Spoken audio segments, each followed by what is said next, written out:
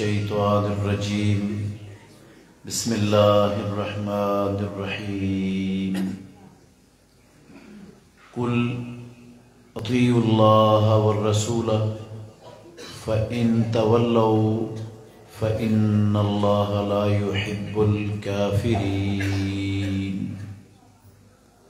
کہہ دیجئے تم اللہ کی اطاعت کرو اور رسول کی اطاعت کرو، سو اگر تم پھر گئے تو یقیناً اللہ رب العالمین کافروں سے محبت نہیں کرتا۔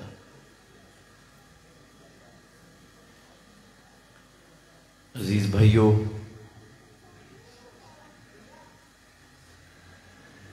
ہماری یہ زندگی دنیا والی جو ہم اللہ کی زمین پر بسر کر رہے ہیں، یہ ہماری اصلی اور حقیقی زندگی نہیں ہے۔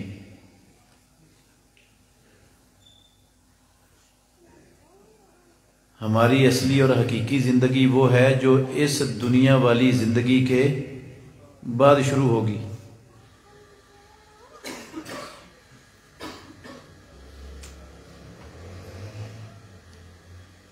قرآن مجید میں اللہ نے ارشاد فرمایا وَمَا هَذِهِ الْحَيَاةُ الدُّنْيَا إِلَّا لَعِبٌ وَلَهْوٌ وَإِنَّ الدَّارَ الْآخِرَةَ لَهِيَ الْحَيَوَانُ لَوْ كَانُوا يَعْلَمُونَ۔ یہ دنیا کی زندگی دل لگی اور کھیل تماشے کے سوا کچھ بھی نہیں ہے، اور جو اصل زندگی ہے وہ آخرت کی زندگی ہے اگر لوگ جانتے تو۔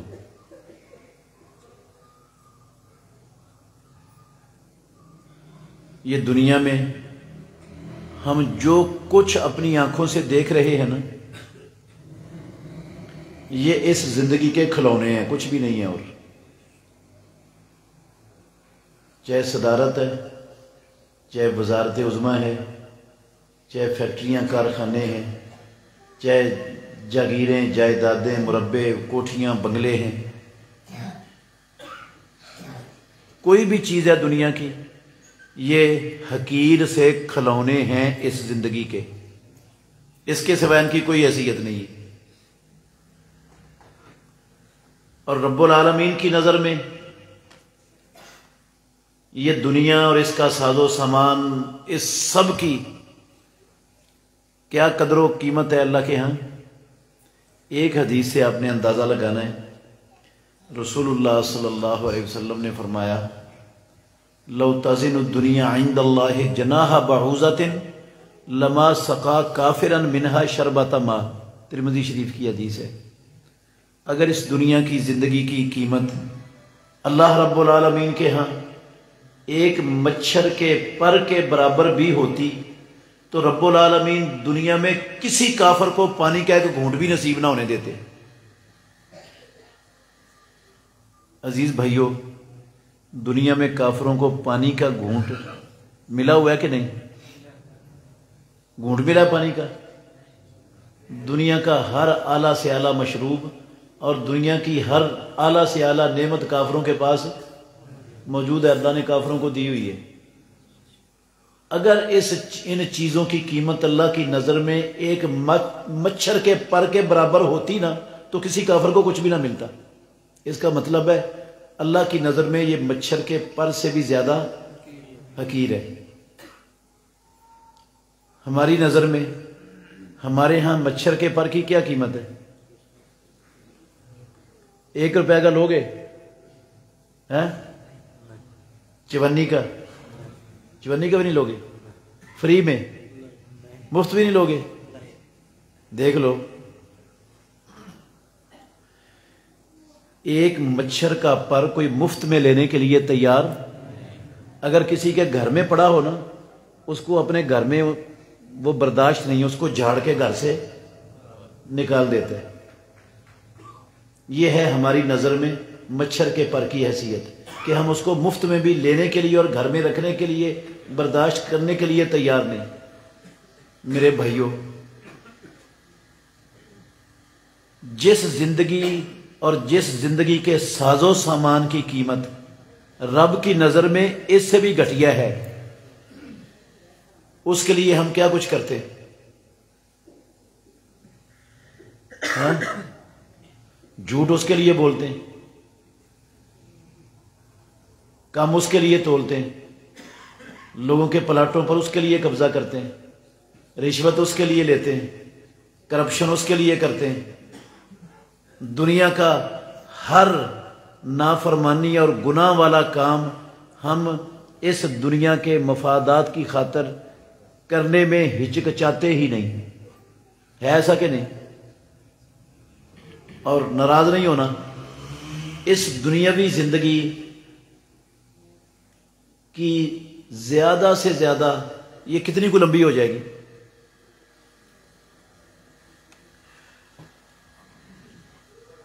رسول اللہ صلی اللہ علیہ وسلم نے فرمایا میری امت کی عمریں 60 سے 70 کے درمیان ہوں گی، بہت کم ہوں گے جو 70 سال سے اوپر جائیں گے۔ آج ہم اپنے معاشرے میں دیکھ سکتے ہیں 70 سال سے اوپر جانے والے کتنے ہیں؟ چلو زیادہ سے زیادہ بھی ہو گئی، 100 سال کی ہو جائے گی، 130 سال کی ہو جائے گی۔ 130 سال سے اوپر جاتا میں نے تو نہیں سنا کبھی کوئی اس دور میں، آپ نے سنا ہے؟ زیادہ سے زیادہ بھی ہو گئی نا لمبی زندگی یہ والی، 130 سالہ ہو جائے گی۔ اس 130 سالہ زندگی جس کی قیمت مچھر کے پر جتنی بھی نہیں ہے رب کی نظر میں، اس کے لیے ہمارا بچپن بھی، ہماری جوانی بھی، ہمارا بڑھاپا بھی، ہماری ساری دماغی صلاحیتیں بھی، ہماری جسمانی صلاحیتیں بھی، ہم ہر شے داؤ پہ لگا کے اپنی اس دنیاوی زندگی کو بہتر کامیاب بنانے کے لیے کوئی کسر چھوڑتے، صحیح کہہ رہا ہوں یا غلط؟ وہ صحیح طریقے سے بنے یا غلط طریقے سے بنے، کسر کوئی نہیں چھوڑتے ہم۔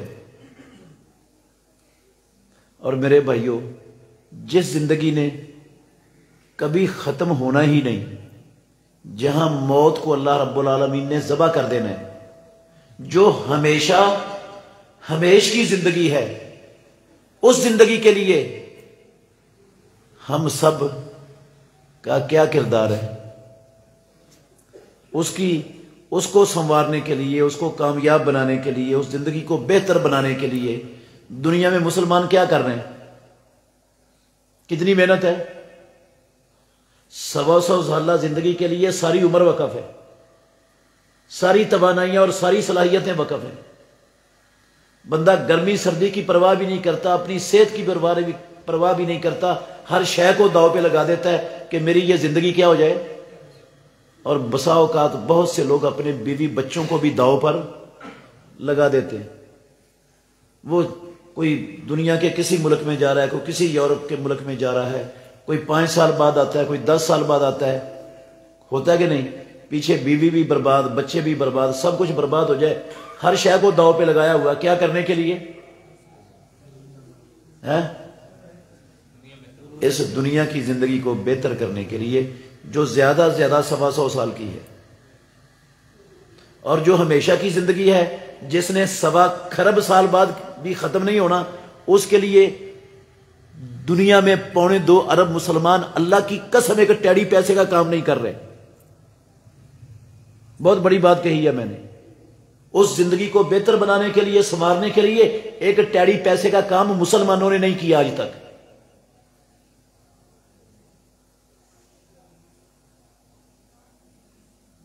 ویسے ہمارا ایمان ہے آخرت پر، لیکن اس کے لیے کوئی نہ تیاری ہے، نہ اس کے لیے فکر ہے، نہ سوچ ہے، اور نہ اس کی ہم ضرورت محسوس کرتے ہیں مسلمان دنیا میں۔ اس کی دلیل دوں گا میں، یہ میرے منہ کی بات نہیں ہے، نہ یہ مبالغہ ہے۔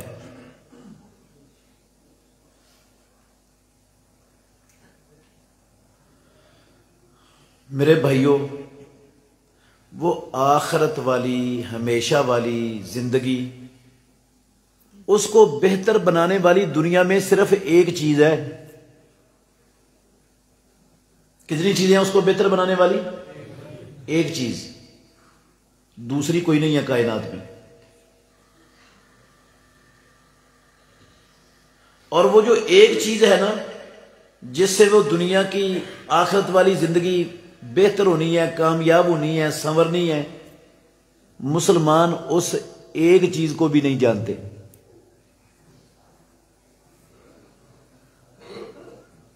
اس چیز کا نام ہے میرے بھائیو ایمان۔ کیا نام ہے اس چیز کا؟ ایمان۔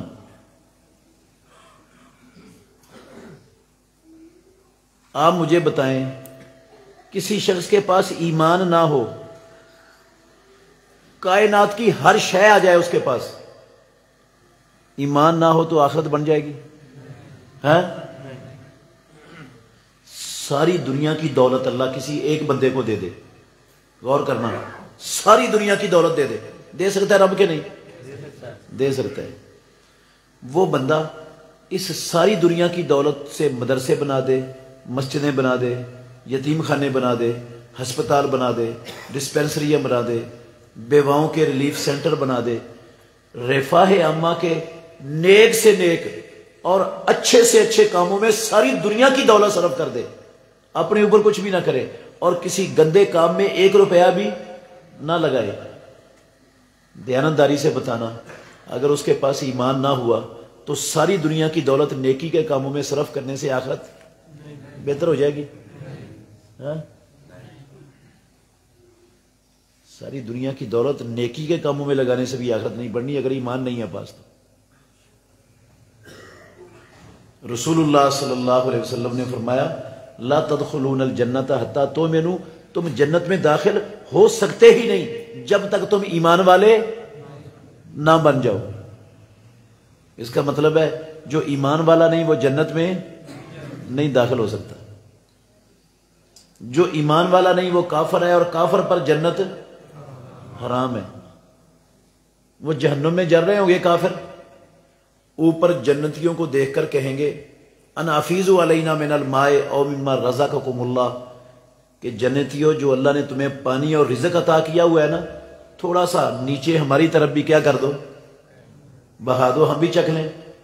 تو جواب کیا آئے گا؟ قرآن کے لفظ ہیں ان اللہ حرمہما علی الکافرین، اللہ نے جنت کا رزق اور جنت کا پانی کافروں پر حرام کر دیا، کافروں کو نہیں ملنے والا۔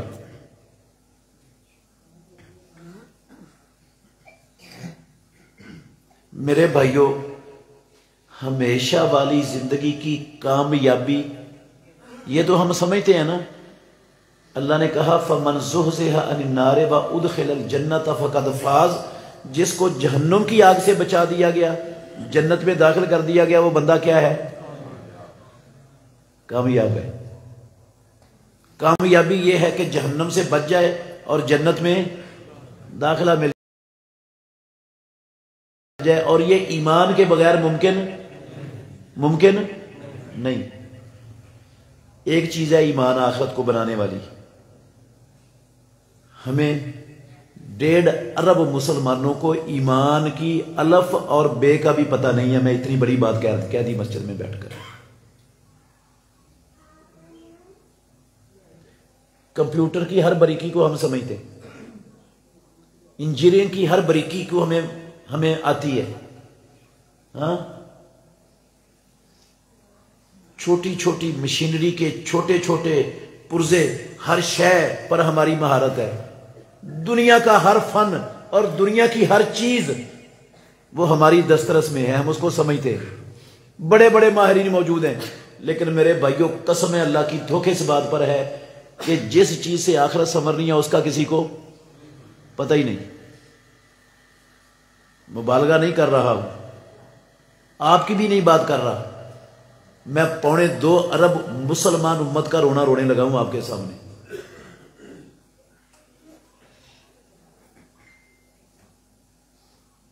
اگر غور سے سنو گے تو اللہ نفع بڑا دے گا انشاءاللہ آپ کو۔ میرے بھائیوں، دنیا میں 99% کلمہ پڑھنے والے مومن مسلمان کہلانے والے 99% ایسے ہیں جن کو ایمان کی سمجھ نہیں، جس کو پتہ ہی نہیں کہ ایمان ہوتا کیا ہے۔ وہ ایمان والا بن سکتا ہے؟ بن جائے گا؟ کیوں جی؟ جس کو ایمان کا پتہ ہی نہیں کہ ایمان کہتے کس کو ہیں، وہ ایمان والا کیسے بنے گا؟ مسلمانوں کو نہیں پتا آج۔ میں انشاءاللہ وہ ایمان سمجھانا چاہتا ہوں آپ کو مختصر لفظوں میں۔ ہمارے معاشرے میں، دنیا میں 3 نظریے پائے جاتے ہیں۔ کتنے نظریے؟ 3 نظریے پائے جاتے ہیں ایمان کے متعلق، ایمان کے حوالے سے، ایمان کی حقیقت کے بارے میں۔ مسلمانوں میں 3 نظریے ہیں اور تینوں ہی غلط ہے، قرآن کے بھی خلاف ہیں اور حدیث کے بھی خلاف ہیں۔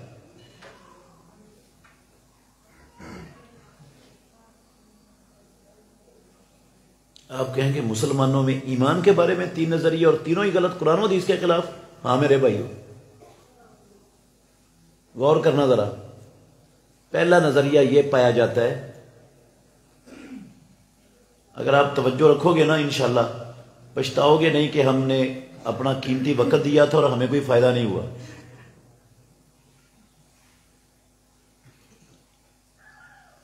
پہلا نظریہ یہ ہے کہ بندہ دل سے، اپنے دل سے تصدیق کر دے کہ اسلام اللہ کا برحق اور سچا دین ہے۔ زبان سے کلمہ پڑھے یا نہ پڑھے، اس کے عمل جیسے مرضی ہوں، بس دل سے تصدیق ہو گئی تو بندہ کیا بن گیا؟ مومن۔ بندہ کیا بن گیا؟ ایمان والا، مومن بن گیا، دل سے تصدیق کرنے کے ساتھ صرف۔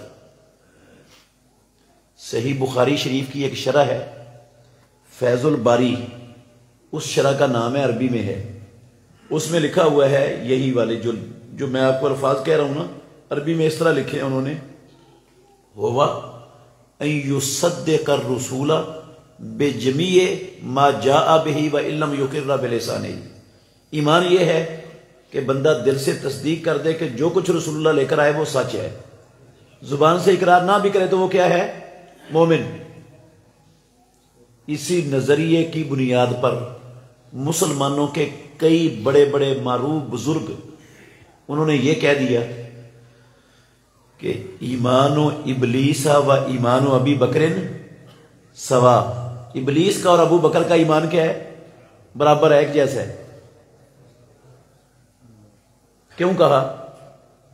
بھئی ابو بکر کے دل میں بھی تصدیق ہے کہ اسلام برحق دین ہے اور ابلیس کے دل میں بھی تصدیق ہے کہ اسلام برحق دین ہے، تو ایمان اس کا نام ہے، تو دونوں کا یہ جب تصدیق دونوں کے دل میں موجود ہے تو دونوں برابر کے مسلمان ہو گئے، اور کوئی چیز ایمان کے اندر داخل ہی نہیں۔ ایمان تصدیق کو کہتے ہیں، تصدیق اس میں بھی ہے، تصدیق اس میں بھی ہے، تو دونوں مومن ہیں، ایک برابر ہے۔ یہ کسی ہندو یہودی عیسائی کی نہیں، میں مسلمان بزرگ کی بات سنا رہا ہوں۔ میرے بھائیوں یہ نظریہ غلط ہے۔ 2 آیتیں یاد کر لینا اس کے حوالے سے۔ اللہ نے فرمایا، توجہ سے سننی ہے، سورہ الانعام کی 114 نمبر آیت ہے، والذین آتیناہم الکتاب یعلمون انہ منزل من ربک بالحق، اور وہ لوگ جن کو ہم نے کتاب دی وہ جانتے ہیں کہ محمد الرسول اللہ صلی اللہ علیہ وسلم جو دعوت انہیں دے رہے ہیں وہ ان کے اپنے نظریات، خیالات، سوچ اور فکر نہیں ہے، وہ ان کے رب کی طرف سے اترا ہوا حق اور سچ ہے۔ اہل کتاب جانتے ہیں کہ محمد الرسول اللہ کی دعوت اللہ کی طرف سے اترا ہوا حق اور سچ ہے۔ یہ اہل کتاب کون ہے بھلا؟ یہودی اور عیسائی۔ اللہ کہتے ہیں وہ جانتے ہیں کہ اسلام برحق دین ہے۔ سورہ بقرہ کی 146 نمبر آیت میں فرمایا اللہ نے، الذین آتیناہم الکتاب یعرفونہ کما یعرفون ابناءہم، جن لوگوں کو ہم نے کتاب دی، یہود و نصارہ، وہ اسلام کو اور محمد الرسول اللہ کو ایسے پہچانتے ہیں جیسے اپنے بیٹوں کو پہچانتے۔ کبھی دنیا میں کسی بندے کو اپنے بیٹے کے بیٹا ہونے میں شک ہوا ہے؟ ہاں نہیں ہوتا۔ ایسے ہی یہودیوں کو، عیسائیوں کو اسلام کے اللہ کا سچا دین ہونے میں اور محمد الرسول اللہ کے اللہ کا آخری نبی ہونے میں کوئی شک نہیں تھا۔ اب بتائیں، 2 آیتیں میں نے پڑھی ہیں آپ کے سامنے، یہودیوں عیسائیوں کو اسلام کے برحق ہونے کا یقین تھا کہ نہیں؟ گواہی رب نے دی ہے اور لکھی ہوئی ہے قرآن میں، اس سے بڑی اور سچی گواہی کوئی نہیں کائنات میں۔ یقین تھا ان کے دل میں کہ اسلام سچا اور برحق دین ہے، محمد صلی اللہ علیہ وسلم اللہ کے سچے اور آخری رسول ہیں، یقین تھا ان میں، تو مومن بن گئے نا وہ۔ کیوں جی؟ یہودیوں کو مومن کہنا چاہیے، عیسائیوں کو بھی مومن مان لینا چاہیے، ہاں؟ وہ کافر ہیں کہ مومن؟ کیوں؟ تصدیق تو ہے ان کے دل میں، اور ان کی تصدیق کی گواہی رب نے قرآن میں لکھ دی ہے۔ اگر اکیلا تصدیق ایمان ہوتا نا تو یہودیوں عیسائیوں کو پھر مومن ماننا پڑتا ہے، کیونکہ تصدیق ان کے اندر موجود ہے۔ یا ان کو مومن مان لو یا اس نظریے کو غلط مان لو کہ یہ نظریہ غلط ہے، تو پھر کیا کرنا ہے؟ یہودیوں عیسائیوں کو مومن ماننا یا نظریہ غلط سمجھنا ہے؟ یہ نظریہ غلط ہے۔ دوسرا نظریہ، یہ ہماری اکثر عوام کا ہے، مسلمان اکثر عوام کا، وہ کہتے ہیں زبان سے لا الہ الا اللہ محمد الرسول اللہ پڑھ لو تو تم کیا بن گئے؟ پکے مومن۔ بس کلمہ پڑھ لو، دل میں جو مرضی ہے، عمل جیسے مرضیاں ہیں، عملوں کا اور دل کی کیفیت کا اسلام میں کوئی دخل، ایمان میں کوئی دخل نہیں ہے۔ ایمان نام ہے کلمہ پڑھنے کا، کلمہ پڑھ لیتا ہے بندہ تو کیا بن جاتا ہے؟ ایمان والا، مومن۔ میرے بھائیو، یہ نظریہ بھی غلط ہے۔ صرف ایک حوالہ دوں گا بس۔ عبداللہ بن ابی کلمہ پڑھتا تھا کہ نہیں؟ پڑھتا تھا۔ اس کے سینکڑوں ساتھی کلمہ پڑھتے تھے عبداللہ بن ابی کے، مدینے میں۔ یہ بندہ مر گیا، عبداللہ بن ابی۔ اس کے بیٹے نے رسول اللہ صلی اللہ علیہ وسلم سے قمیض مانگا آپ کا کہ وہ میں اپنے باپ کو کفن کے طور پر کیا کرنا چاہتا ہوں۔ رسول اللہ صلی اللہ علیہ وسلم نے اپنا مبارک قمیض دے دیا، اس عبداللہ بن ابی کو کفن کے طور پر پہنا دیا۔ رسول اللہ صلی اللہ علیہ وسلم نے اپنا مبارک لعاب اس مرے ہوئے کے منہ میں ڈال دیا۔ امام الانبیاء نے اس کا جنازہ بھی پڑھا دیا۔ اس کا کیا مطلب ہے؟ ذرا غور کرنا، کیا مطلب ہے ان باتوں کا؟ کہ رسول اللہ صلی اللہ علیہ وسلم بھی عبداللہ بن ابی کو کیا سمجھتے تھے؟ مومن، ایمان والا۔ رسول اللہ صلی اللہ علیہ وسلم نے ایمان والا سمجھا عبداللہ بن ابی کو، تبھی تو جنازہ پڑھایا نا۔ اگر آپ اس کو کافر سمجھتے تو جنازہ پڑھاتے؟ کبھی بھی نہ پڑھاتے۔ جنازہ پڑھا دیا رسول اللہ صلی اللہ علیہ وسلم نے، اپنے ہاتھوں سے قبر میں اتار دیا، قبر بن گئی۔ اللہ نے قرآن نازل کر دیا۔ کیا کہا پروردگار نے؟ وَلَا تُصَلِّ عَلَىٰ أَحَدٍ مِّنْهُمْ مَاتَ أَبَدًا۔ اے محمد صلی اللہ علیہ وسلم، آج تو عبداللہ بن ابی کا جنازہ پڑھا دیا، آئندہ ان منافقوں میں سے کوئی مرے تو کسی کا جنازہ نہیں پڑھانا۔ ولا تقم علی قبرہ، کسی کی قبر پر بھی جا کر کھڑے نہیں ہونا۔ کیوں؟ انہم، قرآن کے لفظ ہیں، انہم کفروا باللہ وبرسولہ، انہوں نے اللہ اور اللہ کے رسول کے ساتھ کیا کیا ہے؟ کفر کیا ہے۔ وماتوا وہم فاسقون، اس حالت میں مرے ہیں کہ یہ نافرمان ہے۔ سورہ توبہ ہے یہ۔ اللہ کے نبی نے اس کو مومن مانا، اس کا جنازہ پڑھایا، اس کے منہ میں لعاب ڈالا، اسے اپنی قمیض پہنائی، اس کے باوجود رب نے اس کو مومن نہیں مانا۔ وہ کلمہ بھی پڑھتا تھا، نبی اس کو مومن سمجھتے تھے، لیکن رب نے کہا نہیں، مومن کافر ہے وہ۔ اگر اکیلا کلمہ پڑھنے سے بندہ مومن بن جاتا ہوتا تو اللہ اس کو کافر کہتے؟ اس لیے یہ نظریہ بھی باطل ہے کہ بندہ اکیلا کلمہ پڑھنے سے ایمان والا بن جاتا ہے۔ تیسرا نظریہ ہے مسلمانوں کے نظریہ سنا رہا ہوں۔ میں کہتا ہوں پوری دنیا میں مسلمان امت کو ایمان کا نہیں پتا۔ وہ جو تین نظریے ہیں، یہ ان چیزوں کو وہ ایمان سمجھتی ہے اور ان میں سے کوئی بھی ایمان نہیں ہے۔ تیسرا نظریہ ہے بندہ دل سے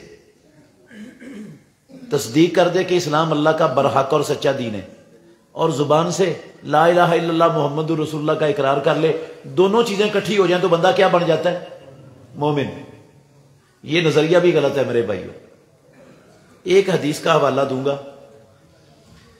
ترمذی شریف کی حدیث ہے 2733، حسن درجے کی حدیث ہے۔ میں ضعیف حدیث سنانے کا قائل نہیں ہوں، لمبی حدیث ہے، اس کے چند لفظ سنانے ہیں آپ کو، حوالہ میں نے دیا، آپ خود پڑھنا اس حدیث کو۔ دو یہودی آئے رسول اللہ صلی اللہ علیہ وسلم کے پاس، انہوں نے آ کر آپ صلی اللہ علیہ وسلم سے 9 نشانیوں کا سوال کیا۔ رسول اللہ صلی اللہ علیہ وسلم نے 9 کی 9 نشانیاں بتا دی۔ وہ 9 نشانیاں حدیث کے اندر، اس کے اندر موجود ہیں۔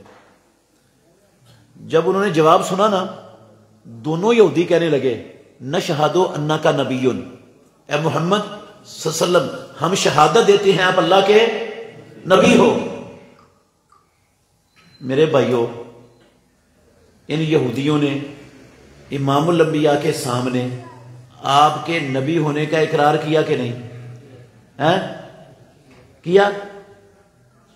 ان کے دل میں محمد الرسول اللہ صلی اللہ علیہ وسلم کے اللہ کا آخری نبی ہونے کا یقین تھا کہ نہیں؟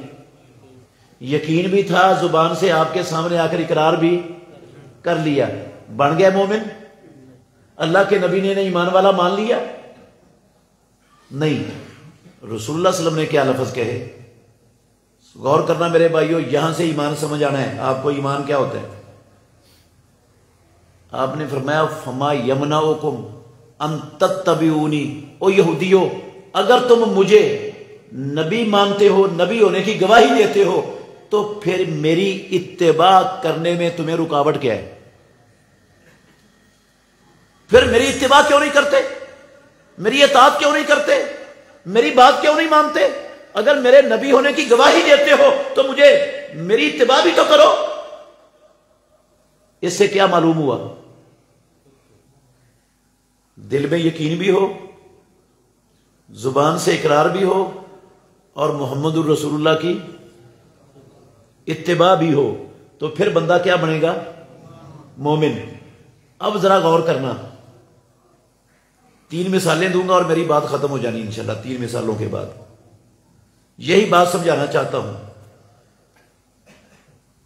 محمد الرسول اللہ صلی اللہ علیہ وسلم کی اتباع کے حوالے سے 2.25 ارب کلمہ پڑھنے والے مسلمان آج کس مقام پر کھڑے ہیں، یہ بات سمجھنے کے لیے 3 مثالیں دے رہا ہوں۔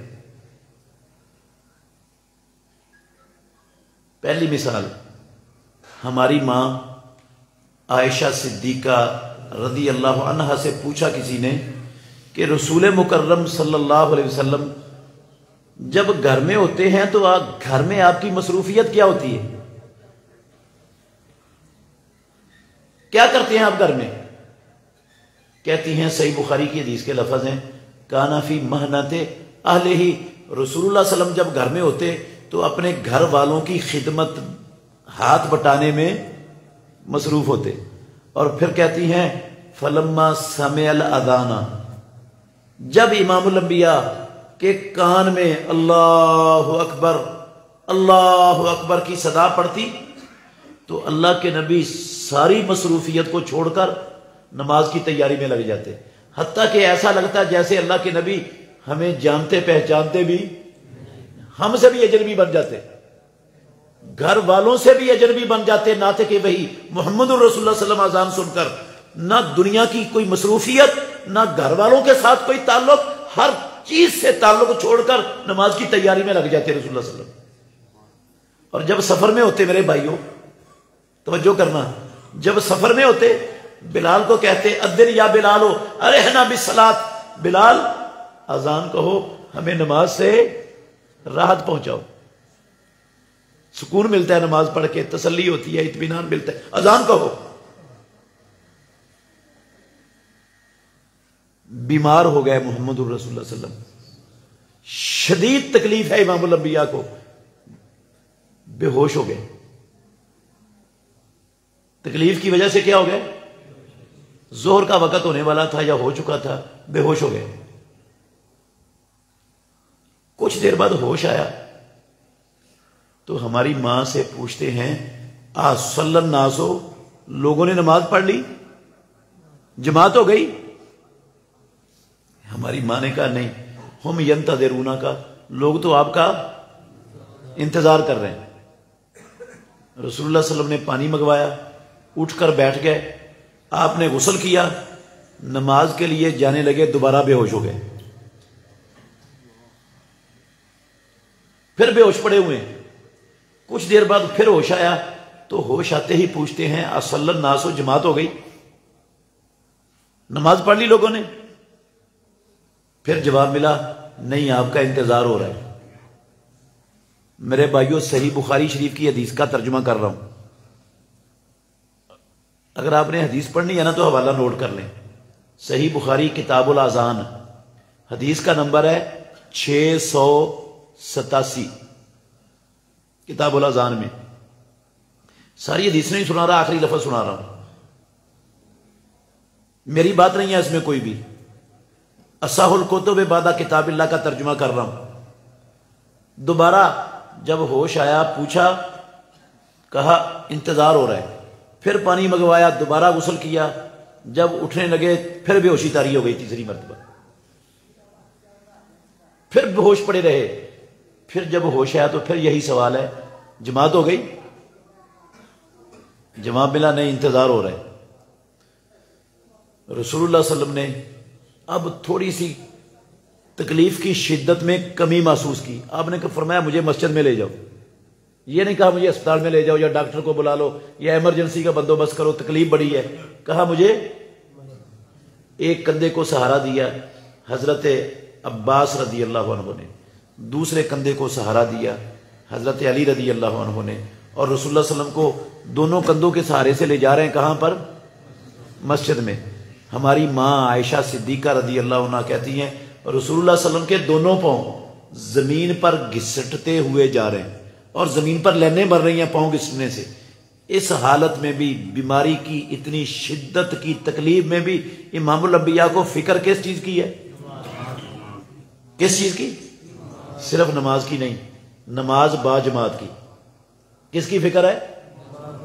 با جماعت نماز کی فکر۔ اتنی تکلیف، میرے بھائیو، بندہ بے ہوش، معمولی بیماری میں بے ہوش ہو جاتا ہے بندہ؟ ہاں، کب بے ہوش ہوتا ہے؟ جب بندے کی برداشت سے تکلیف بڑھ جائے تو پھر بے ہوش ہوتا ہے۔ اتنی تکلیف تھی امام الانبیاء کو، اور اس حالت میں فکر کسی شے کی نہیں سوائے نماز کے۔ امام بخاری رحمت اللہ علیہ الباری، انہوں نے اس حدیث پر باب قائم کیا ہے صحیح بخاری میں، مسئلہ سمجھایا امت کو کہ بندہ کتنا کو بیمار ہو تو اس کو جماعت سے پیچھے رہنے کی اجازت ہے۔ یہ حدیث لا کر امام بخاری رحمت اللہ علیہ یہ سمجھا رہے ہیں کہ دو لوگوں کے سہارے سے گھسٹتے پاؤں کے ساتھ بھی مسجد میں جانا ممکن ہو تو پیچھے اکیلے نماز پڑھنے کی اجازت نہیں ہے۔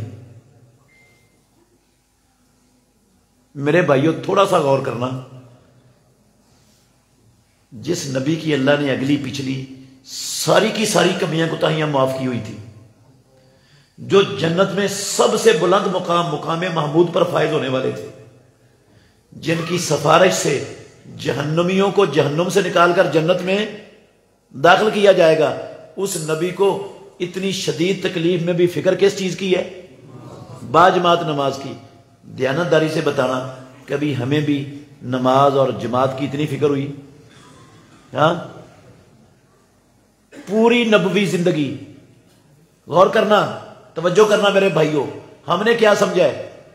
پوری نبوی زندگی، جب سے اللہ نے مکہ مکرمہ کی سرزمین سے محمد الرسول اللہ صلی اللہ علیہ وسلم کو ساتوں آسمانوں کے اوپر سدرۃ المنتہا پر بلا کر 5 نمازیں فرض کر کے بھیجا نا، پیدا کرنے والے کی قسم ہے، محمد الرسول اللہ صلی اللہ علیہ وسلم نے اس دن سے لے کر آخری دم تک ایک نماز بھی نہیں چھوڑی، پوری زندگی ایک نماز نہیں چھوڑی۔ قضا ہوئی ہیں آپ کی 2 نمازیں جنگ خندق کے موقع پر، مغرب کے بعد وہ کٹھی پڑھ لی ہیں، قضا ہی دی ہے مغرب کے بعد، ایک نماز پوری زندگی رسول اللہ نے نہیں چھوڑی۔ اور اتنا بڑا فریضہ رب کا، اتنا بڑا حکم مسلمانوں کو، کھڑے ہو کر نماز پڑھو، کھڑے ہو کر نماز پڑھنے کا حکم دیا اللہ نے، قوموا للہ قانتین۔ جو بندہ کھڑے ہو کے نماز پڑھ سکتا ہے، نہیں پڑھتا، جان بوجھ کے بیٹھ کے پڑھتا ہے نا، اس کی نماز ہی نہیں ہوتی، وہ ایک رکن چھوڑ رہا ہے نماز کا۔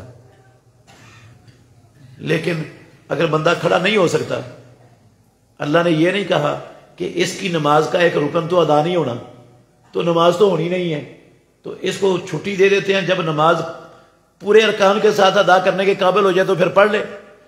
کہا اگر کھڑے نہیں ہو سکتا کیا کر لو؟ نماز چھوڑنے کی اجازت نہیں ہے، بیٹھ کے پڑھ لو. بیٹھنا مشکل ہے تو لیٹے ہوئے ہی پڑھ لو. رسول اللہ صلی اللہ علیہ وسلم نے فرمایا وضو کے بغیر نماز قبول نہیں ہوتی. وضو نہیں کر سکتا، بیمار ہے، پانی نہیں ہے، چھٹی نہیں دی. قسم ہے اللہ کی، رب نے نماز چھوڑنے کی اجازت نہیں دی. کہا کیا کر لو؟ تیمم کر کے پڑھ لو. اور اگر کوئی بندہ تیمم بھی نہیں کر سکتا، اللہ نہ کرے ہم میں سے کوئی بندہ اتنا شدید بیمار ہو، گھر میں چارپائی پر یا ہسپتال میں بیڈ پر پڑا ہوا ہو، ایک بازو پہ گلوکوز، دوسرے بازو پہ ڈرپ بلڈ کی چل رہی ہو، پیشاب کی نالی لگی ہوئی ہے، پیشاب کپڑوں پر بھی گرا ہے، بستر پر بھی گرا ہے، کپڑے بھی پلید ہے، بستر بھی پلید ہے، اس حالت میں مریض پڑا ہے. میرے محترم گوجرے کے بھائیوں، نماز کا ٹائم ہو جاتا ہے. اس بیمار کے پاس اس کے کپڑے بستر چینج کرنے والا کوئی نہیں، اس کے وضو اور تیمم کروانے والا کوئی نہیں، اور خود یہ اتنا بیمار ہے کہ ہلنے جلنے سے قاصر ہے. مگر اس بیمار کی عقل اور اس کے ہوش و حواس کام کر رہے ہیں. عقل اور ہوش و حواس. میں اللہ کے گھر میں بیٹھا ہوں. گوجرے والوں، قسم ہے مجھے پیدا کرنے والے پروردگار کی، اس حالت میں پڑے مریض کو بھی رب نے نماز چھوڑنے کی چھٹی نہیں دی. وہ جس طرح کے کپڑوں میں، جیسے بستر پر، بغیر وضو کے، بغیر تیمم کے جیسے پڑا ہے ویسے ہی پڑھ لے، رب ایسے ہی قبول کرنے کے لیے تیار ہے. اس نے کہا لا یکلف اللہ نفسا الا وسعها فاتقوا اللہ ما استطعتم. اتنا بڑا فریضہ جب تک انسان کی عقل اور ہوش و حواس کام کر رہا ہے، اللہ نے نماز چھوڑنے کی اجازت ہی نہیں دی کسی کو. لیکن غور کرنا، توجہ کرنا میرے بھائیوں، ہم دیکھیں ذرا اپنے ارد گرد، ہمارے خاندان میں، ہمارے محلے میں، ہماری آبادی میں کتنے لوگ ہیں جو دن رات میں اذانیں سنتے ہیں لیکن ایک بھی نماز نہیں پڑھتے ہیں کہ نہیں؟ صحیح صحیح بتانا. جب اذان ہو جاتی ہے تو ہمارے معاشرے کے اندر کتنی دکانیں ہیں جن کے شٹر ڈاؤن ہو جاتے ہیں، کاروبار رک جاتا ہے. کتنے ٹیوشن سینٹر ہیں ہمارے محلوں میں جہاں بچے بھی مسلمانوں کے، پڑھانے والے بھی مسلمان، ٹیوشن سینٹر بھی مسلمانوں کا. دیانتداری سے بتائیں کتنے ٹیوشن سینٹر ہیں، جب اذان ہوتی ہے تو اس میں دنیا کا سارا کاروبار رک جاتا ہے اور نماز کی تیاری شروع ہو جاتی ہے. بتائیں سکول کتنے ہیں جن میں اذان کے بعد نماز کی تیاری کرتے ہیں استاد بھی اور شاگرد بھی. کالجوں یونیورسٹیوں میں کہاں نماز کا اہتمام. کتنے دفاتر ہیں ہمارے گورنمنٹ کے، پرائیویٹ اداروں کے، جہاں نماز کا اہتمام ہوتا ہے اور سارا کام رک جاتا ہے اذان کے بعد. اللہ کے گھر میں بیٹھا ہوں، پورے کا پورا معاشرہ ہمارا بے نمازوں سے اٹا پڑا ہے. بے نمازوں سے اذانیں سنتے ہیں، کان پر جوں تک نہیں ریگتی. میرا سوال ہے، آپ سے مسئلہ سمجھانا چاہتا ہوں، توجہ کرنا.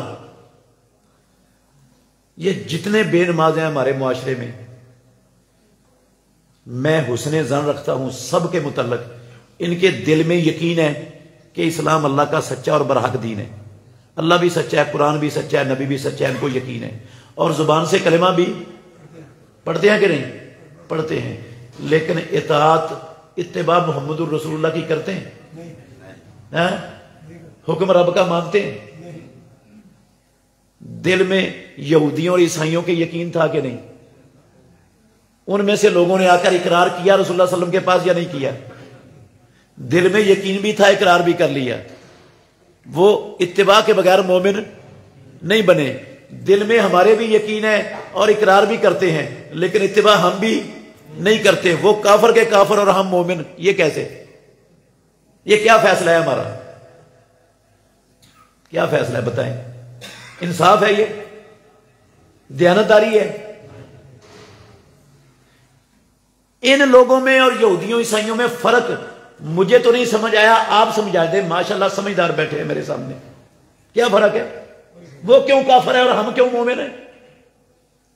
دل میں یقین ان کے بھی ہے، قرآن گواہی دیتا ہے کہ یقین ہے ان کو، اور اقرار انہوں نے رسول اللہ صلی اللہ علیہ وسلم کے سامنے آ کر کیا ہے۔ دل میں میرے اور آپ کے بھی یقین ہے، اقرار بھی ہم کرتے ہیں، اتباع انہوں نے بھی نہیں کی، اتباع ہم نے بھی نہیں کی۔ اگر وہ کافر ہیں اتباع نہ کرنے سے، تو ہم کیسے مومن بن گئے؟ مجھے سمجھائے یہ بات۔ اب جتنا بے نماز معاشرہ ہمارا بھرا پڑا ہے، جو محمد الرسول اللہ کی اتباع نہیں کرتے، رب کا حکم نہیں مانتے، میرے بھائیوں دیانتداری سے بتائیں، ان کو پتہ ہے کہ ایمان کیا ہے؟ اگر ان کو ایمان کی سمجھ ہوتی نا، پیدا کرنے والے کی قسم ہے نماز چھوڑتے ہی نہ، کبھی نہ چھوڑتے۔ ان کو، ان بدبختوں کو ایمان کی الب بھی نہیں آتی۔ انہوں نے کیا سمجھا ہوا ہے؟ ایمان کس کا نام ہے؟ کلمہ پڑھ لو، مسلمانوں کے گھر میں پیدا ہو جاؤ، اہل حدیث نام رکھ لو، اہل سنت کہلا لو، عاشق رسول غلام مصطفیٰ ہونے کے دعوے کر دو، تم گھڑے مچھے سکے بند پکے اتھینٹک مومن بن گئے۔ ہم نے تو یہ ایمان سمجھا ہوا ہے۔ اگر کسی کو ایمان کی سمجھ ہوتی تو ہمارا معاشرہ بے نمازوں سے ہٹا پڑا نہ ہوتا۔ ہمیں تو پتہ ہی نہیں ایمان کیا ہوتا ہے، ایمان کہتا ہے کس کو ہے؟ اب بتائیں، میں نے جو شروع میں کہا 99% لوگوں کو نہیں پتا ایمان کیا ہے، صحیح کہا تھا یا مبالغہ کیا تھا؟ ہاں؟ کتنے لوگ ہیں؟ 95% لوگ ہیں جو ایک بھی نماز نہیں پڑھتے ہمارے معاشرے میں۔ ہندو نہیں، مسلمانوں کی بات کر رہا ہوں۔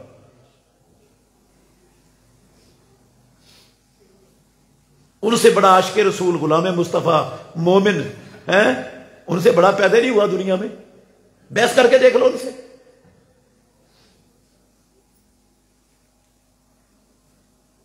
دوسری مثال سنیں، اگر نہیں سمجھ آئی تو میں نے کہا 3 مثالوں کے بعد میری بات ختم ہو جائے گی، فیصلہ آپ نے کرنا ہے، میں نے نہیں۔ اللہ نے حکم دیا قرآن میں، قاتلوہم، توجہ سے سننی ہے، قاتلوہم حتی لا تکون فتنۃ ویکون الدین کلہ للہ۔ قرآن پڑھنے والوں، کلمہ پڑھنے والوں، مسلمان کہلانے والوں، نبی کے محب ہونے کے دعوے داروں، قاتلوہم، یہ رب کے دشمنوں سے، قرآن جلانے والوں سے، امام الانبیاء کے خاکے بنانے والوں سے، اسلام کو انتہا پسندی کا دین کہنے والوں سے، مسلمانوں کو دہشت گردی کے تانے دینے والوں سے، مسلمانوں کو فرقہ واریت اور پارٹی بازی کی غلاظت اور نجاست میں دھکیلنے والے، مسلمانوں کے ملکوں کی معیشتوں کو تباہ و برباد کرنے کی منصوبہ بندیاں کرنے والے، ان رب کے دشمنوں سے کیا کرو؟ قاتلوہم، لڑو۔ اس وقت تک لڑو جب تک اسلام اور مسلمانوں کے خلاف ان کی بدماشیاں ختم نہیں ہو جاتی اور ساری زمین پر اللہ کا دین غالب نہیں آ جاتا، اس وقت تک ان سے لڑو۔ کس کا حکم ہے؟ اللہ کا۔ کن کو حکم ہے؟ ایمان والوں کو۔ کن کو حکم ہے؟ کلمہ پڑھنے والوں کو۔ ایسا ہی ہے، محمد الرسول اللہ صلی اللہ علیہ وسلم پر حکم نازل ہوا، توجہ کرنا میرے بھائیوں، پوری مدنی زندگی رسول اللہ صلی اللہ علیہ وسلم نے 10 سالہ پوری کی پوری مدنی زندگی ان حکموں کے نازل ہونے کے بعد جہاد اور قتال کے میدانوں کے اندر گزار دی۔ 10 سالہ زندگی کہاں گزر گئی ساری؟ جہاد و قتال کے میدانوں میں۔ 80 سے زیادہ جنگیں ناطق وحی محمد الرسول اللہ خاتم النبیین نے 80 سے زیادہ جنگیں مدنی 10 سالہ زندگی میں لڑی، اور 27 میں بے نفس نفیس کائنات کے امام خود شریک ہوئے۔ احد میں آپ کے سر پر خود ٹوٹ گیا، خود کی کڑیاں رخساروں پر چبھ گئیں، رخسار لہو لہان ہو گئے، دانت آپ کا ٹوٹ گیا، سر آپ کا پھٹ گیا، بے ہوش ہو کر آپ احد کے دامن میں گر گئے۔ 70 صحابہ محمد الرسول اللہ کے شہید ہو گئے۔ پیدا کرنے والے کی قسم، امام الانبیاء کی 10 سالہ مدنی زندگی ساری کی ساری خطرات انگیج کرتے ہوئے گزری۔ صحیح کہہ رہا ہوں یا غلط کہہ رہا ہوں؟ ساری دنیا دشمن ہے، ساری دنیا کے مقابلے میں کھڑے، خطرات مول لیے ہوئے، وہ بھی کسی مسجد کے کونے خدرے میں بیٹھ کر تسبیح کرتے، چلا کاٹتے ہیں اور جنت پا لیتے۔ خطرات میں ڈالنے کی کیا ضرورت تھی محمد الرسول اللہ کو اپنی زندگی؟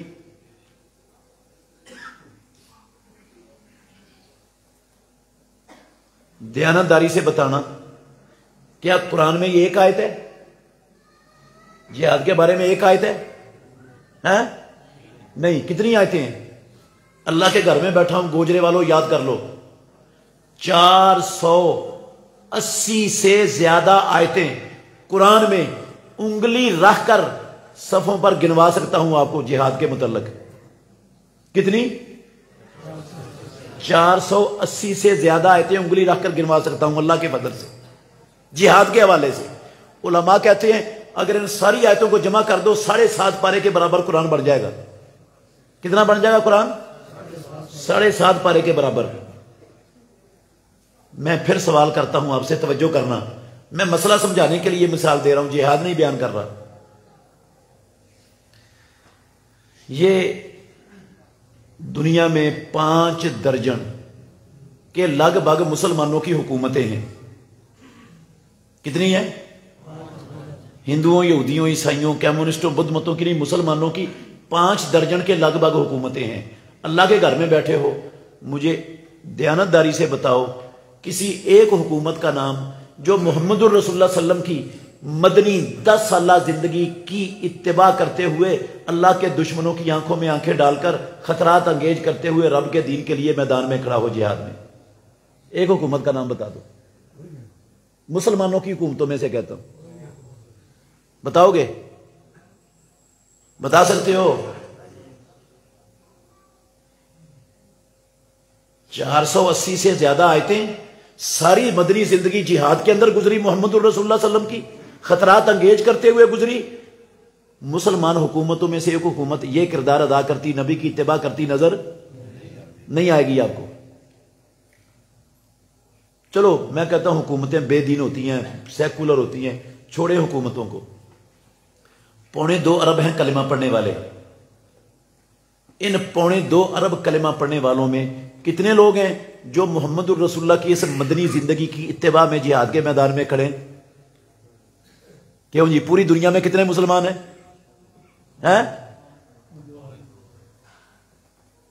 2.25 ارب مسلمانوں میں کتنے ہیں جو نبی کی اتباع کرتے ہوئے، رب کا حکم مانتے ہوئے، 450 سے زیادہ آیتوں پر عمل کرتے ہوئے جہاد کے میدان میں کھڑے ہیں؟ وہ کتنے؟ چند لوگ ہیں جن کو انگلیوں پر گنا جا سکتا ہے دنیا میں.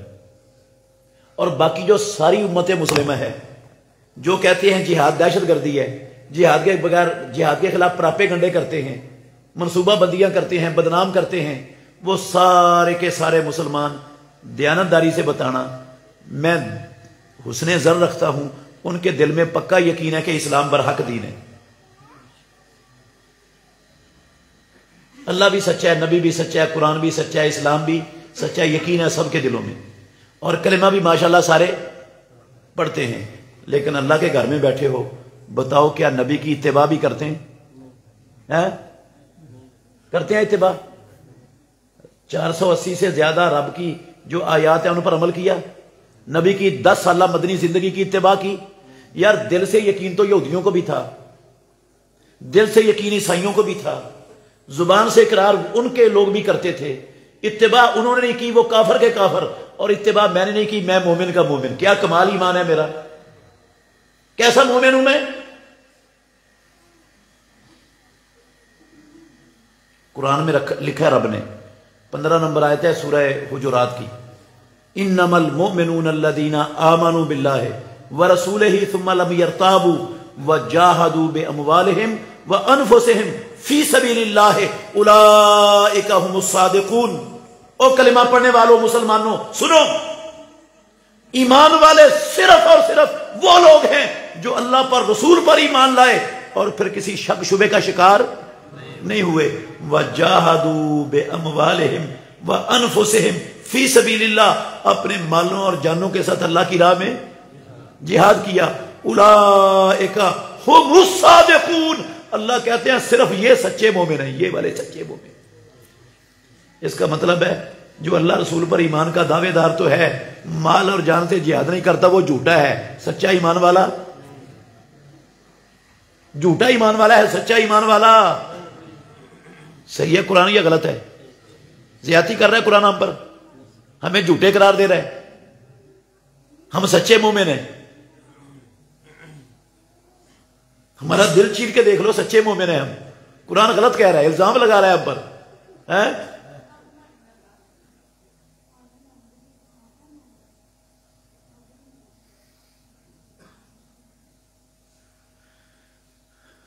یہودی اتباع نہ کریں وہ کافر، عیسائی اتباع نہ کریں وہ کافر، کلمہ پڑھنے والا اتباع نہ کرے وہ مومن.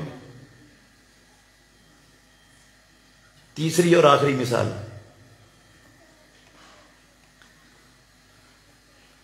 حجۃ الوداع کا موقع ہے، منا میں کھڑے ہیں کائنات کے امام محمد الرسول اللہ صلی اللہ علیہ وسلم، 10 ذو الحجہ کا دن ہے.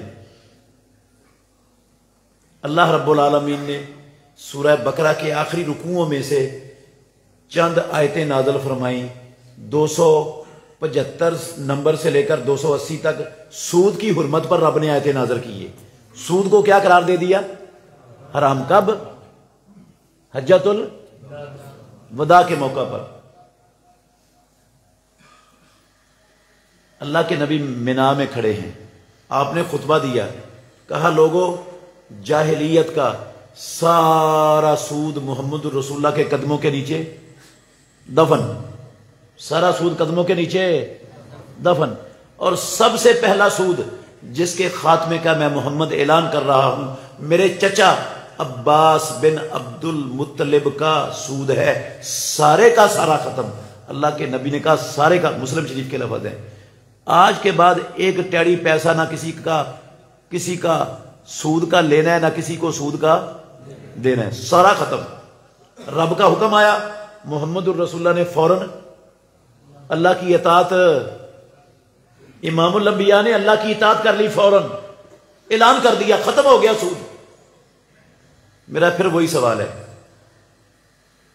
60 مسلمان حکومتوں میں سے ایک حکومت کا نام بتا دو مسلمانوں میں سے جس نے اپنے نبی کی اتباع میں یہ کہا ہو کہ میرے ملک میں سود سارے کا سارا ختم، سسٹم بند، آج کے بعد سود کا ایک ٹیڑی پیسہ نہ کسی سے لینا نہ دینا ہے. ایک حکومت کا نام بتاؤ مسلمانوں میں، ہندوؤں، یہودیوں، عیسائیوں، کمیونسٹوں، بدھ متوں کی نہیں، مسلمانوں کی حکومت بتا دو.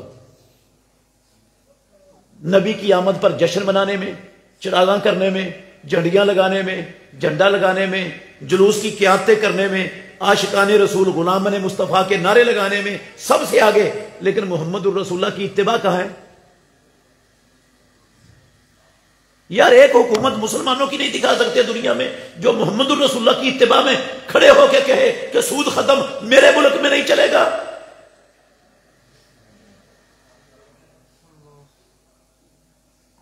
اور پھر بھی مومن، نبی کی اتباع نہ کریں تو پھر بھی پکے مومن. یہودی نہ کریں تو وہ یہودی، عیسائی نہ کریں اتباع وہ عیسائی، اور ہم نہ کریں تو ہم مومن پکے.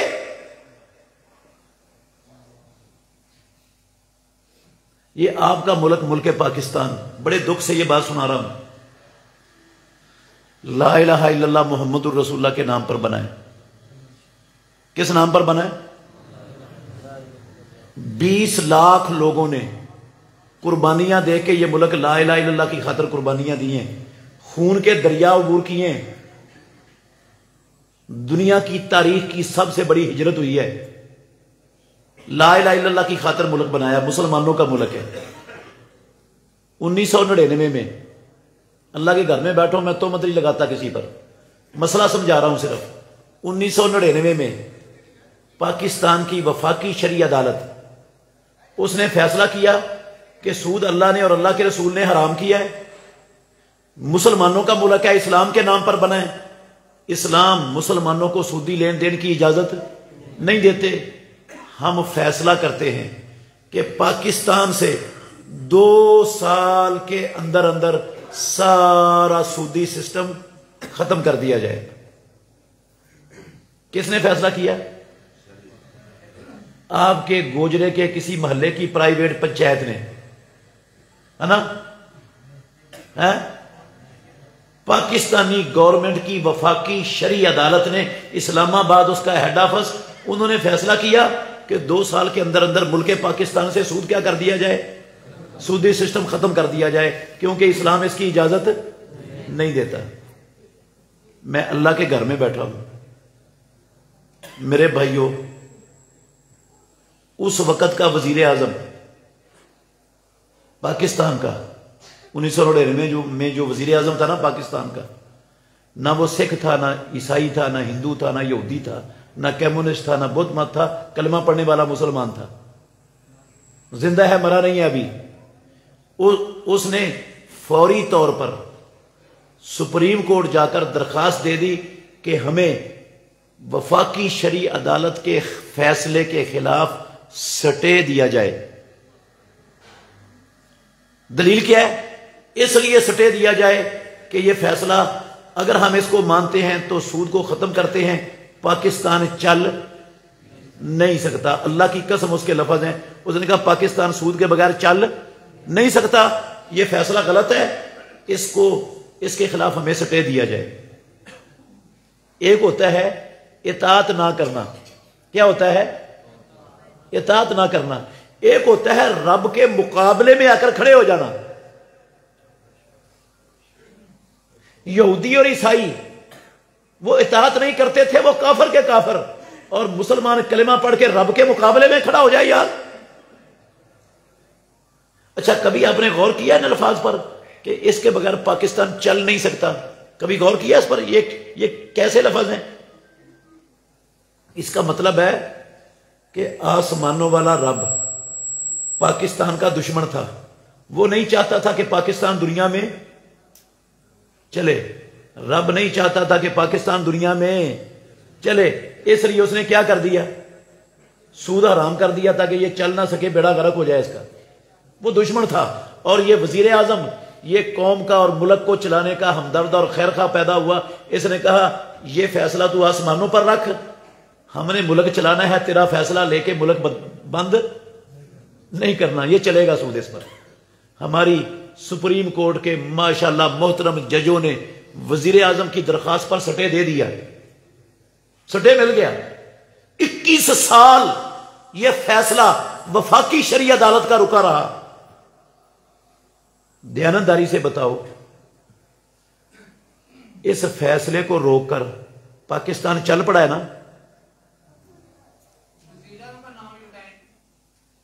نہیں، میرا مقصد کسی پر تان کرنا نہیں ہے، میں تو صرف مسئلہ سمجھانا چاہتا ہوں،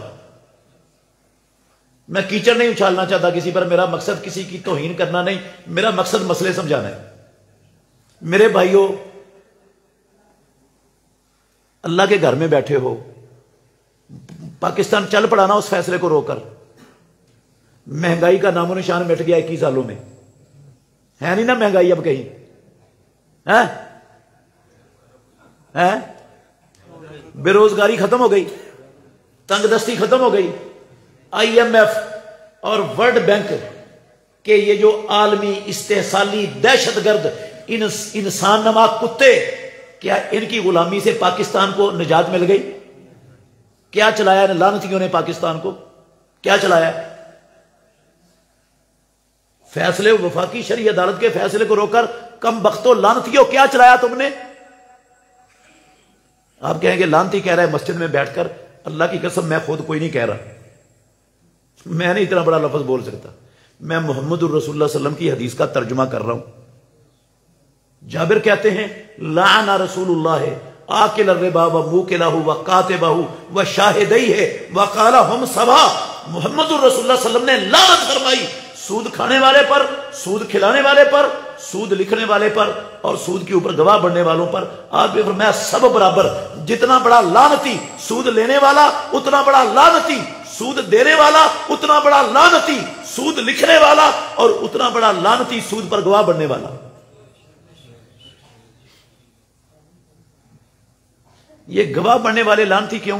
نہ انہوں نے سود لیا نہ دیا، صرف اس وجہ سے برابر کے لعنتی کے سود لینے دینے میں تعاون کیا ہے، اور جو سود کے خلاف فیصلے کو روک رہا ہے وہ سود کے خلاف سود کے لیے تعاون نہیں کر رہا، وہ لعنتی کیوں نہیں؟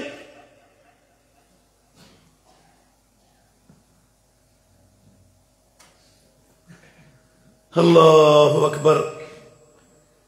سود ختم ہونے سے ملک نہیں چلتے بلا؟ محمد الرسول اللہ نے سود ختم کر دیا، کیا مدینہ چلا کہ نہیں؟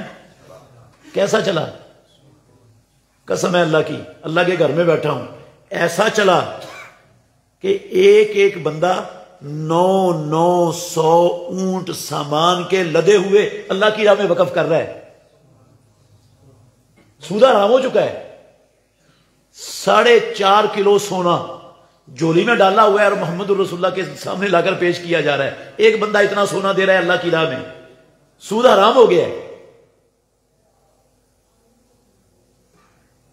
صدیق اکبر کے دور میں چلا, فاروق اعظم کے دور میں چلا. صرف مدینہ نہیں, قسم اللہ کی ساری دنیا 24 لاکھ مربع میل کی حکومت چلی. بغیر سود کے چلی کہ نہیں؟ کیسی چلی؟ فاروق اعظم رضی اللہ عنہ کے دور خلافت میں مسلمانوں کے گھر میں کوئی بچہ پیدا ہوتا تھا, قسم اللہ کی گورنمنٹ کے خزانے سے اس کا وظیفہ لگ جاتا تھا پہلے دن سے ہی. مسلمان معاشروں میں زکوٰۃ لینے والے ختم ہو گئے تھے. کیا تھے لوگ؟ زکوٰۃ دینے والے تھے. چلا سود حرام ہو گئے. یہ ساری دنیا کا سسٹم یا نہیں چلا؟ اور یہ بدبخت لانتی کہتے ہیں بند ہو جائے گا, ملک چل نہیں سکتا اس کے بغیر. جو رب کے مقابلے میں کھڑا ہو, دیانتداری سے بتائیں وہ کتنا بڑا مومن ہے. آپ کہیں گے پھر بار بار حکومت پر آ جاتا ہے. اور بھائی چھوڑیں, آگ لگائیں حکومتوں کو. میں کہتا ہوں ہم پاکستان کے لوگ, میں ساری دنیا میں نہیں جاتا, ہم تھوڑا سا غور کریں. 22 کروڑ عوام, کیا ہم نے سود کو حرام کر لیا, مان لیا, نبی کی اتباع کر لی؟ ہاں, میں آپ کو ہزاروں نمازی, حاجی, اہل حدیث اللہ کی قسم دکھا سکتا ہوں, ہزاروں, جنہوں نے اپنی فیکٹریاں, کارخانے اور اپنی تجارت چلانے کے لیے بینکوں سے سود پر قرضے لیے ہوئے ہیں اور وہ بینکوں کو سود جمع کروا رہے ہیں. میں ہزاروں حاجی, نمازی, اہل حدیث, عاشقان, غلامان, صدقے باری, قربان جانے والے دکھا سکتا ہوں جنہوں نے اپنے کاروبار کی فاضل دولت بینکوں میں رکھی ہوئی ہے اور سود لے رہے ہیں اسے. ہزاروں ایسے دکھا سکتا ہوں جنہوں نے اپنی دولت قومی بچت کے اداروں میں سود کے لیے رکھی ہوئی ہے اور اس کے سود سے اپنے خاندانوں اور گھروں کو چلا رہے ہیں. ہندو یہودی نہیں بتا رہا, کون بتا رہا ہوں؟ مسلمان. چلو حکومتوں نے نبی کی اتباع نہیں کی, ہم نے کی. ہم نے کہاں کی ہے؟ کون سی اتباع کی ہے؟ یہ بینک, جتنے بینک ہیں ہمارے ملک میں, سارے کے سارے الف سے لے کر یہ تک سودی کاروبار کر رہے ہیں. کیا کاروبار کر رہے ہیں؟ کیا کاروبار کر رہے ہیں؟ سودی. اللہ اور اللہ کے رسول کے خلاف جنگ کے محاذ ہیں یہ سارے, محاذ جنگ ہیں. اللہ نے کہا جو سود نہیں چھوڑتا وہ اللہ اور اللہ کے رسول کے خلاف کیا کرتا ہے؟ جنگ کرتا ہے. محاذ جنگ ہیں. ان محاذ رب اور رسول کے خلاف جو محاذ جنگ ہیں, ان کو چلانے والے کون لوگ ہیں؟ امریکہ سے آئے ہوئے چوڑے, اسرائیل سے آئے ہوئے یہودی, ہندوستان سے آئے ہوئے سکھ اور ہندو. کون چلا رہے ہیں ان بینکوں کو؟ ہمارے بیٹے, ہمارے بھائی, ہمارے رشتہ دار ہیں, ہمارے خاندان, کلمہ پڑھنے والے ماشاءاللہ مسلمان ہیں, ہماری بے شمار بچیاں مسلمانوں کی, کافروں, ہندوؤں, یہودیوں, عیسائیوں کی نہیں, جو نیم برہنہ لباس پہنے ہوئے, پھول کلی کی طرح سجی ہوئی, بینک میں ریسپشن کی ٹیبل پر بیٹھی, ہر آنے والے کتے, بلے, گدھ سے وہ ڈیلنگ کر رہی ہیں. ہاں ماشاءاللہ, ہم نے نبی کی کیا کمال اتباع کی ہے کہ سود کا نام و نشانی چھوڑ دیا ہم نے سارا نبی کی طرح. مومن ہیں ہم. ایمان کس بات کا نام ہے؟ ہم نے کیا سمجھا ایمان ہوتا کیا ہے؟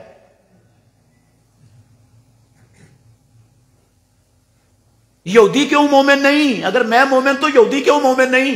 عیسائی کیوں مومن نہیں؟ کیا قصور ہے ان کا؟ اقرار انہوں نے کیا, رسول اللہ کے سامنے آ کر کیا ہے, دل میں ان کے یقین ہے.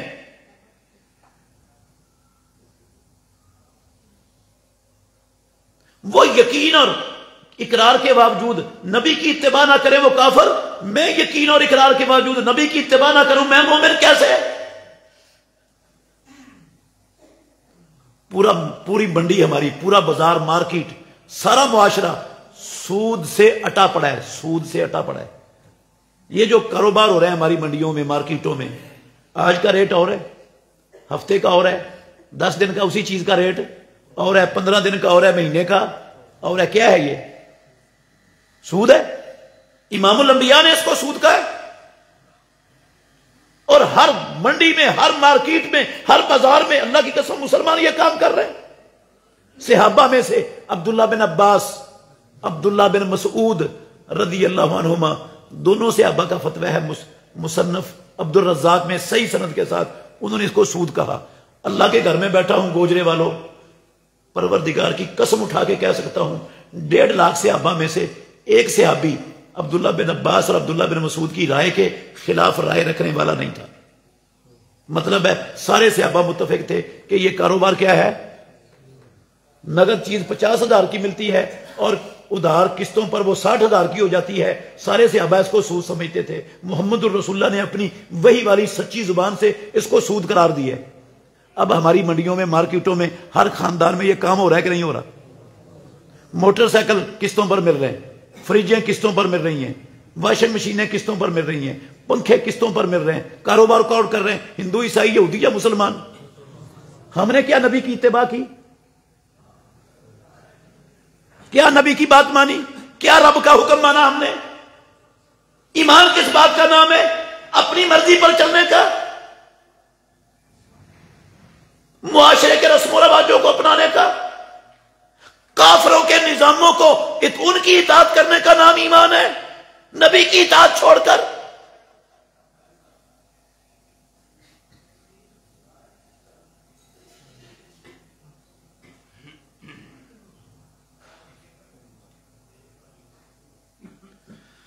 اللہ اکبر. میرے بھائیوں، کیا خیال ہے؟ صحیح صحیح بتائیں. میں نے جو بات کہی تھی کہ ہمیں تو ایمان کی آج تک سمجھ نہیں آئی، صحیح کہی تھی یا غلط کہی تھی؟ آئی ہوئی ہے سمجھ مسلمانوں کو ایمان کی؟ اور ایمان میں نے پہلے کہا ہے کہ ایمان ایک چیز ہے دنیا میں جس سے میری اور آپ کی آخرت سنورنی ہے. پیدا کرنے والے کی قسم ایسے، اس کے بغیر آخرت والی زندگی بہتر نہیں ہونی. وہ جو ایک چیز ہے نا دنیا میں آخرت کو بنانے والی، ہمیں اس چیز کا نہیں پتا. دنیا کی ہر باریکی کو سمجھتے ہیں لیکن آخرت والی زندگی کو بنانے والی ایک چیز کو بھی سمجھنے کے لیے تیار نہیں. ہمارے پاس نہ ٹائم ہے نہ ضرورت ہے ہمیں سمجھنے کی. یہ بات ایمان کی سمجھ آنی تھی قرآن پڑھ کے، نبی کا فرمان پڑھ کے. ہمارے پاس کہاں ٹائم ہے نبی کا قرآن اور نبی کا فرمان پڑھنے کا؟ ہماری اولادوں کے پاس کہاں ٹائم ہے کہ ہم ان کو قرآن پڑھائیں اور نبی کی سنت پڑھائیں؟ یا ایمان کی سمجھ آنی تھی مسجد میں آ کر امام کا خطبہ سننے سے. خطبہ سننے کا بھی ہمارے پاس ٹائم نہیں ہوتا. سننے کے لیے، جمعہ پڑھنے کے لیے کب آتے ہیں؟ جب جماعت کھڑی ہونے کا ٹائم ہوتا ہے. وہ 2-4 بابے جو ریٹائر ہو چکے ہوتے ہیں نا زندگی سے، وہ پہلے آگے بیٹھے ہوتے ہیں، یا بچے 2-4 آگے بیٹھے ہوتے ہیں. باقی ماشاءاللہ مسلمان ان کو ٹائم ہی اس وقت لگتا ہے جب جماعت کے کھڑے ہونے کا ٹائم ہوتا ہے. یہ کیفیت ہے ہماری. یہ تعلق ہے ہمارا اپنی آخرت کو سنوارنے کے لیے. ساری عمر دنیا کو بہتر بنانے کے لیے صرف کر سکتے ہیں یار، آخرت کی ہمیشہ والی زندگی کو بنانے کے لیے دن میں 1 گھنٹہ بھی نہیں دے سکتے.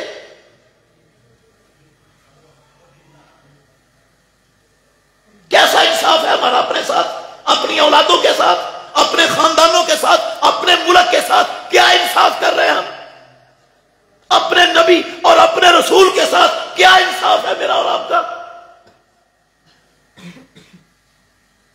کس کو دھوکہ دے رہے ہیں؟ کس کو دھوکہ دے رہے ہیں یہ مسلمان؟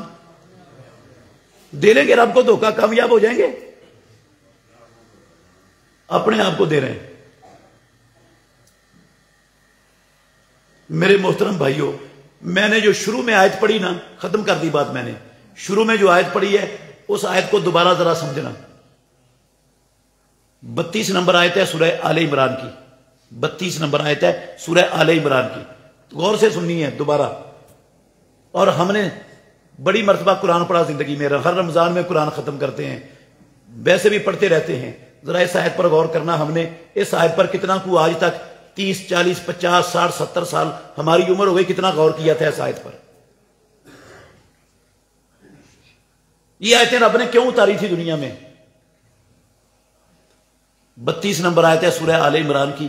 اللہ نے کہا قل اطیعوا اللہ والرسول، اے میرے محمد اعلان کر دو لوگوں اطاعت کرو اللہ کی اور رسول کی، اور ان کو بتا دو فَإِن تَوَلَّوْا اگر تم نے منہ موڑا اللہ اور اس کے رسول کی اطاعت سے فَإِنَّ اللَّهَ لَا يُحِبُّ الْكَافِرِينَ اللہ کافروں سے محبت۔ کیا مطلب ہے اس کا؟ سمجھدار بیٹھے ہیں، کیا مطلب ہے اس کا؟ اگر آیت اس طرح نازل ہو جاتی، غور کرنا، اگر آیت اس طرح نازل ہوتی فَإِن تَوَلَّوْا تم اللہ کی رسول کی اطاعت کرو، اگر اللہ اور اللہ کے رسول کی اطاعت سے منہ موڑا فَإِنَّ اللَّهَ لَا يُحِبُّكُمْ اللہ پھر تم سے محبت نہیں کرے گا۔ اگر اس طرح آیت نازل ہوتی تو معنی غلط بنتا تھا یا ٹھیک؟ ٹھیک بنتا تھا، ٹھیک بن رہا تھا معنی۔ اور اگر اس طرح آیت نازل ہو جاتی قُلْ أَطِیعُوا اللَّهَ وَالرَّسُولَ کہہ دیجئے اطاعت کرو اللہ کی اور رسول کی، فَإِن تَوَلَّوْا اگر تم نے منہ موڑا فَإِنَّ اللَّهَ لَا يُحِبُّ الْمُتَوَلِّينَ اللہ منہ موڑنے والوں سے محبت نہیں کرتا۔ معنی ٹھیک بنتا تھا یا غلط؟ ٹھیک بنتا ہے، غلط نہیں بنتا، ٹھیک بنتا ہے۔ اللہ نے نہ قوم کا لفظ اتارا نہ رب نے متولین کا لفظ اتارا۔ رب نے لفظ کون سے نازل کی آیت میں؟ لا یحب کیا پروردگار میری طرح اور آپ سب کی طرح بغیر سوچے سمجھے اندھا دھند قرآن میں لفظ اتاری جاتا ہے نا، بغیر سوچے سمجھے؟ قرآن ایسا ہے اندھا دھند لفظ آئے ہیں بغیر سوچے سمجھے؟ اچھا یا یہ بتائیں کیا پروردگار کو قوم کا لفظ اور متولین کا لفظ آتے تھے کہ نہیں؟ یا رب کو سارے بھول گئے تھے مجبوراً؟ رب مجبور ہو گیا تھا یہ کافرین کا لفظ اتارنے سے کے لیے تو یہ مجبوراً اتار دیا رب نے؟ مطلب کیا ہے پھر رب نے کیوں کافرین کا لفظ انتخاب کیا یہاں پر؟ رب مجھے اور آپ کو کیا سمجھانا چاہتا ہے؟ فَإِن تَوَلَّوْا او مومنوں، او مسلمانوں، او کلمہ پڑھنے والوں، اہل حدیث اہل سنت ہونے کے دعوے داروں، سنو فَإِن تَوَلَّوْا اگر تم اللہ اور رسول کی اطاعت سے منہ موڑو گے تو یاد رکھو یہ کام تمہارا نہیں، یہ کافروں کا کام ہے۔ یہ تمہارا کام نہیں، ایمان والوں کا نہیں ہے۔ کن کا کام ہے؟ کافروں کا۔ اللہ ان سے محبت نہیں کرتا، اس لیے تم نے کافروں والا رستہ، کافروں والا منہج، کافروں والا طریقہ اختیار نہیں کرنا۔ یہ تمہیں زیب کلمہ محمد الرسول اللہ کا پڑھو، رب اللہ کو مانو اور طریقہ کافروں کا اختیار کرو، یہ لائق ہے تمہارے؟ یہ اتباع نہ کرنا، اطاعت نہ کرنا، یہ کافروں کا طریقہ تمہارا نہیں، تم تو مومن ہو۔ اچھا کافروں کا یہ طریقہ ہے تو پھر مومنوں کا طریقہ کیا ہے؟ قرآن میں کہا رب نے، سنو مومنوں کا طریقہ بھی، وَإِذَا دُعُوا إِلَى اللَّهِ وَرَسُولِهِ لِيَحْكُمَ بَيْنَهُمْ أَن يَقُولُوا سَمِعْنَا وَأَطَعْنَا جب انہیں اللہ اور اللہ کے رسول کا فرمان سنا دیا جائے تو وہ کہتے ہیں ہم نے سن بھی لیا اور مان بھی لیا۔ وہ اس طرح نہیں کرتے ادھر سے سنتے جائیں اور ادھر سے نکالتے جائیں۔ اور اگر کوئی بات رہ بھی گئی نا پاس تو مسجد سے نکلتے ہوئے نا مسجد کے اندر ہی سارا کچھ جھاڑ کر جھولی خالی کر کے پھینک کر سب کچھ چلے جائیں۔ مولوی صاحب گلاں تے تہاڈیاں ٹھیک نے لیکن یہ مسجد جوگیاں نے ایتھے رکھو، یہ باہر نہیں چل دیاں، یہ مسجد جوگیاں ہی نے۔ دیانتداری سے بتائیں ہمارا یہی رویہ نہیں سب کا؟ ہاں جو سنتے ہیں خطبے کے لیے آتے ہیں، درس کے لیے آتے ہیں، جو کوئی سنتے ہیں اثر بھی ہوتا ہے، مسجد کے دروازے سے نکلتے ہوئے سارا کچھ مسجد میں پھینک کے جیسے خالی خولی آتے ہیں ویسے خالی خولی بغیر کسی تبدیلی کے واپس۔ کہاں ہمارے مسجدوں نے کیا بدلا ہے؟ ہمارے معاشروں میں کیا بدلا ہے ہمارا؟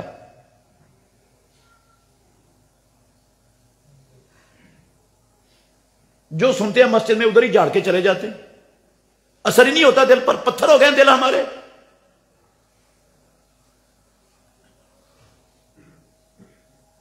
سمجھ آئی کہ نہیں آئی؟ پھر غور کریں، میں گزارش کرنا چاہتا ہوں آپ سے،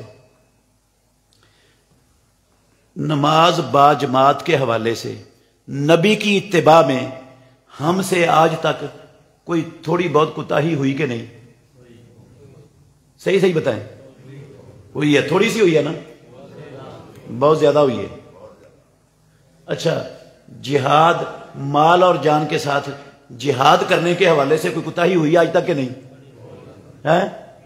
بہت ہوئی ہے. سودی لین دین کے حوالے سے بھی کوتاہی ہوئی کہ نہیں ہوئی ہے؟ پھر میری گزارش ہے یہ جو کوتاہی ہوئی ہے نا آج تک، مرتے دم تک اس کو بدلنا نہیں ہے، ایسے ہی رہن دینی ہے. ٹھیک ہے؟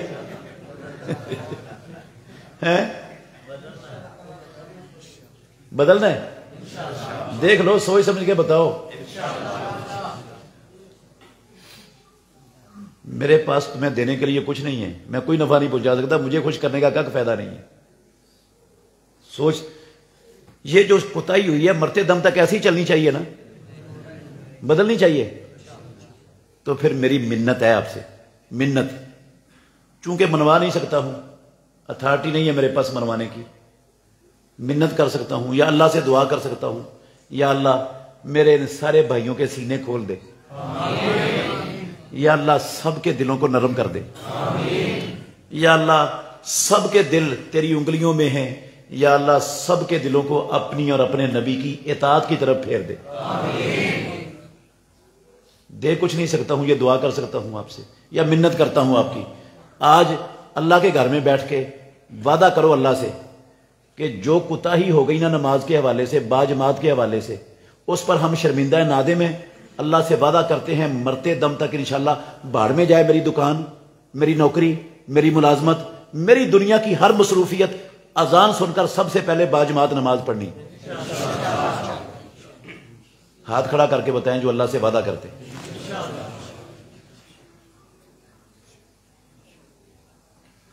اچھا، آج کے بعد انشاءاللہ مال اور جان کے ساتھ مجاہدین اور جہاد سے انشاءاللہ پیچھے نہیں رہنا. ٹھیک ہے؟ اور سود کا 1 روپیہ کا لین دین انشاءاللہ آج کے بعد ختم نہیں کرنا، بھاڑ میں جائے عرش. یا ماشاءاللہ جاگ رہے. سود کا 1 ٹیڑی پیسہ آج کے بعد نہ لینا ہے نہ دینا ہے، ختم ہمیشہ کے لیے، ہمیشہ کے لیے. میں گارنٹی دیتا ہوں، پیدا کرنے والے کی قسم اٹھا کے کہتا ہوں، سود ختم کر دو گے نا، 1 ٹیڑی پیسہ نہ لوگے نہ دو گے، آپ کے رزق کا 1 لقمہ بھی اللہ کی قسم کم نہیں ہونا، کم نہیں ہونا. جو رب نے لکھا ہے نا وہ سارے کا سارا مل کے ہی رہنا ہے. ساری دنیا مل جائے وہ لقمہ آپ سے روکنے کے لیے جو رب نے لکھا ہے، کعبے کے رب کی قسم میں نہیں روک سکتی ساری دنیا مل کر. اور جو رب نے نہیں لکھا، میرے اور آپ کے مقدر میں لکھا ہوا ہے رب نے، جو نہیں لکھا وہ میں سودی کاروبار کر لوں، رشوت لے لوں، کرپشن کر لوں، خیانت کر لوں، کسی کی زمین پر قبضہ کر لوں، چوری کر لوں، ڈاکہ مار لوں، جو مرضی کر لوں، پیدا کرنے والے کی قسم ہے لکھے ہوئے سے 1 لقمہ بھی زیادہ کھا ہی نہیں سکتا. یا کھا سکتے ہیں؟ فائدہ کیا پھر؟ فائدہ کیا؟ اپنی عاقبت کو برباد کرنے کا نقصان ہی نقصان ہے. فائدہ سمجھا دو، کوئی فائدہ ہے اس کا؟ تو جب ہم زیادہ کھا نہیں سکتے، ہماری اولادوں نے بھی اتنا کھانا جتنا رب نے طے کر دیا ہے، تو ہم کیوں گندے کام کریں؟ کیوں سودی لین دین کریں؟